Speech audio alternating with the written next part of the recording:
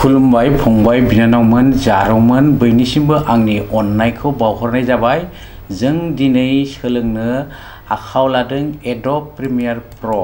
एडब premier प्र means जोङो माबोरै एडिटिं खालामनो बिदिबा जों कम्पिउटाराव एडब प्रिमियार प्रखौ नागिरबाय।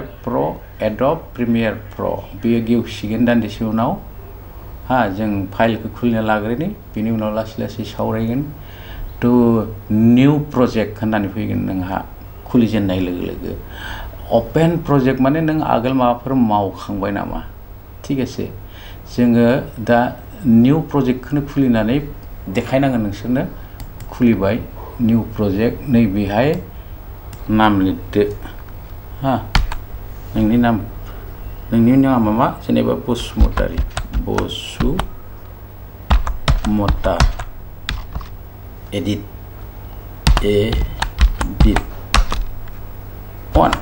वन लिरबाय, बे थाबाय, बेहायनो थाबाय। लकेशना बेनो जाहैबाय आरोखि दै, बेयाव जि नुदो बेयावनो दोनबाय जों लकेशनखौ। क'डा बेनो बे थाबाय। डिसप्ले फर्मेटआ माने बेनो थाबाय आरोखि। डिसप्ले HTTP लानो ना मा लानो, DP लानो, HTTP आनो दंखायो जेला HTTP खौनो लाबाय। बेयावथ' दांला गैया, बे बिदिनो थाबाय। दाना अके सेरदो, जाबाय। प्रोजेक्टनि फ्रेमा ओंखारजोब्बाय। फुटेज थायो नैबेयाव दाननो हायो, बे ब्राउजार, बे जाबाय टाइमलाइन। येस अके।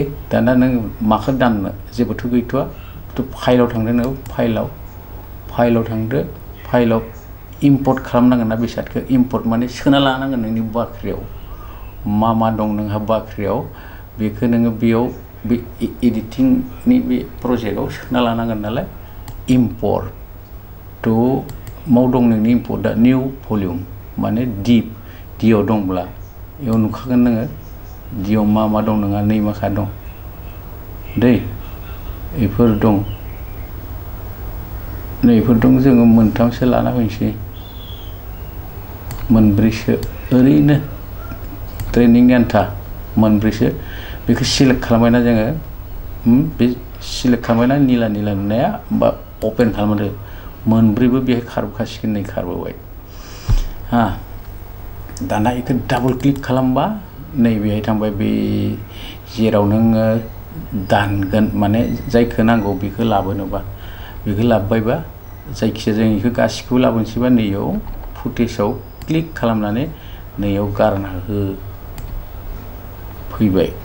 अके, दाना फैबाय, जाबाय, लिखना फैबाय। दाना बै गोसोमखौ जोङो खोबनांगोन। बेखौ मा होनो, कालार मेट बानायनाय बुङो।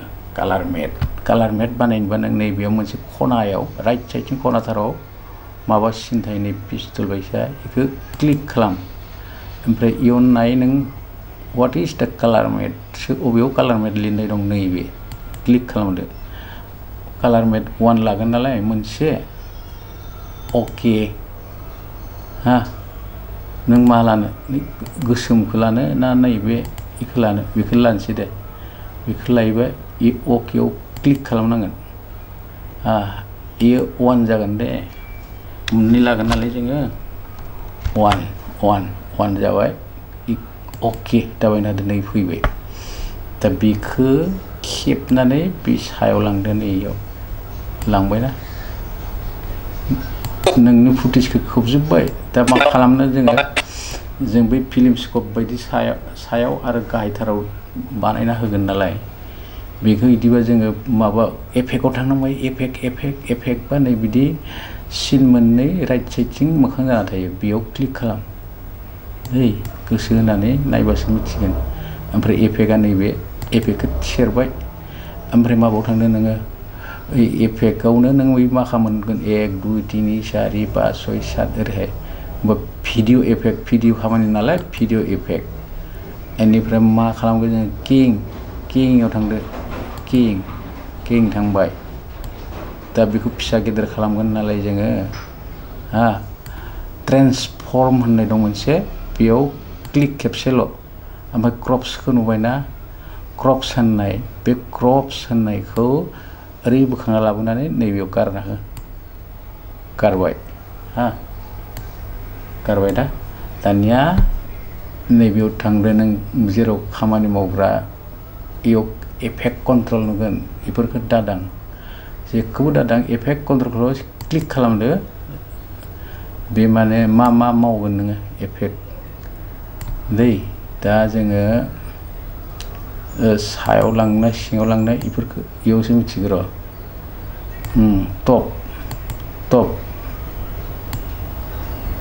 टप माने बेसे लाखिनो गोसोमखिनिखौ लाखिगोनथ' अके ओमफ्राय बटम थांनांगोन बटमाव थांबाय आच्छा नोंहा इखौ आरो माबायाव थांफिननांगोन नोङो प्रजेक्टआव बसुमतायाव इखौ बसुमता ओइ सायाव आरो खालामबावनांगोन ना मोनसे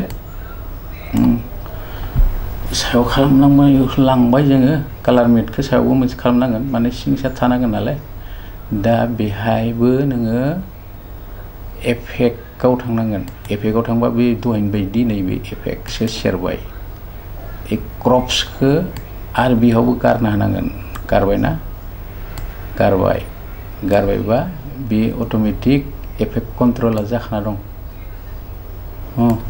जाखाना दंबा बटमखौ सेर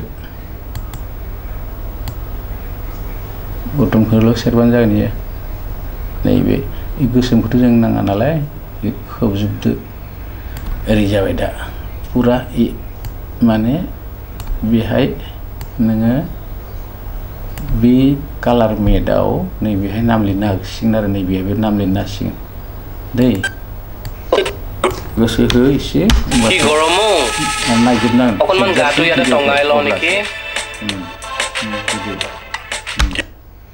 दा बेखौनो नायबायथ' नोङो दा बेयाव माबाफोर आखर लिरनो नामा नों आखर लिरनायनि खोथा बुंदोंमोन जों होमबा इटिखौ क्लिक खालामनानै नैयाव लिरदो दे बेहाय नोङो सर्ट फिल्म जेनेबा नोंनि बुस्थुआ सर्ट फिल्म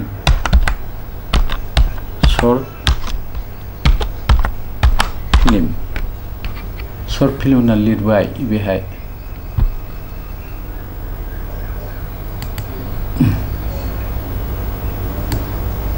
सर्ट फिल्म होननाय नुजाबाय आरोखि बे थाबाय थासिगोन जोबजासिम ओरैहाय हा सर्ट फिल्मा थाबाय थासिगोन बुस्थुआ बिदि आरो बे गाहायावबो लिरनोबा इयाव क्लिक खालामबावनांगोन टियाव ओमफ्राय टियाव क्लिक खालामनानै नैयाव लिरदो बसुमतारी माय इउटिउब चेनेल ओरै होननानै मा लिरो नोंनि गोसो माय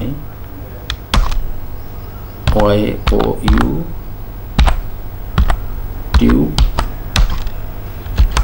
चेनेल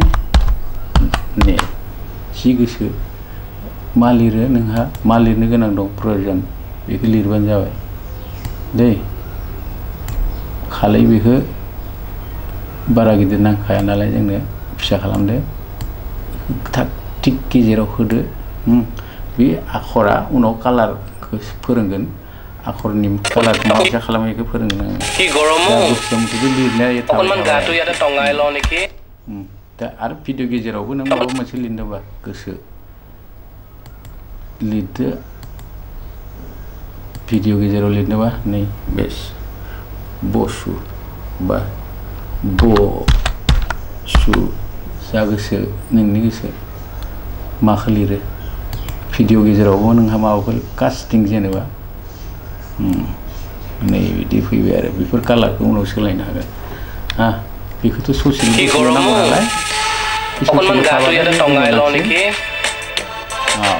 बिदि आरोखि जेराव नांगौ नों लादोलाय जागा जायाखैबा इयाव लाबोनोबा हयथ' फिसा खालामबा फिसा खालाम बास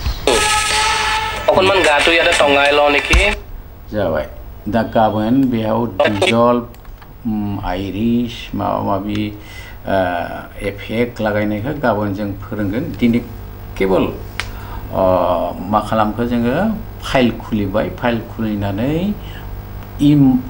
इम्पर्ट खालामबाय इम्पर्ट खालामखांनानै जोङो एडिट खालामनायखौ फोरोंबाय दा बेहाय बेलेग लागायबावोबा नोङो प्रजेक्टआव बसुमतायाव थांदो नैबे मोनसेखौ लागायनोसै जेनेबा नोङो बोना लाबानो जाबायलै बोदो बेस बे नोंनिया बिदि समान जानांगोन गोसोमजों गतिके बेखौ बो ओरैहाय हा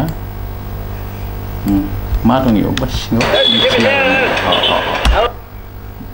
होमबाथाय आरो नैफोरखौ बोना लाबोदो बिदिनो लागायलांबाय था आरोखि जरा लागायलांबाय था नोंनि भिडिअ लावलांबाय थागोन नोंहा जेसे फुटेज लागायनो गोनां दं बेखौ लागायजोबनानै उनथाराव नोङो बेखौ मा खालामसै एक्सपर्ट मिन्स मबाइलाव सोनोसै आरोखि अब्लाथाय मा खालामनाङो कन्ट्रल एस खेबसे सेभ थुनानै कन्ट्रल ए थुदो ए थुबाय ओमफ्राय 1 फार्स्ट ए माबायाव थानांगोन दे 1आ आरोबाव कन्ट्रल ए 1 जोबनायाव लाबोदो कार्सरखौ जेराव जोब्बाय बेयाव मा खालामनांगोन अपि थुनांगोन अपि थुबाय ओमफ्राय फाइलाव थांदो फाइलाव थांबाय फाइलाव थांनानै एक्सपर्ट नुबायना मिडियाखौ सेरदो दान्दिसे उनाव एक्सपर्टनि माबा फैगोन नै बेहेरबारि माबा फैदोथ' बेयाव क्लिक खालाम नोंनिया बसुमता जानांगौ ना माबाया बसुमता एडिट एम मास्टार थारमाने मास्टार आरोखि बे आं ओरैनो लिरबाय ओमफ्राय माव दोननो नों भलिउमाव दोनसै क्लिक खालाम भलिउमखौ क्लिक भलिउमाव क्लिक जाबाय सेभ खालामबाय दानिया एक्सपर्ट खालामनांबाय ना बेखौ एक्सपर्ट खालामदो नै एक्सपर्टखौ क्लिक बेस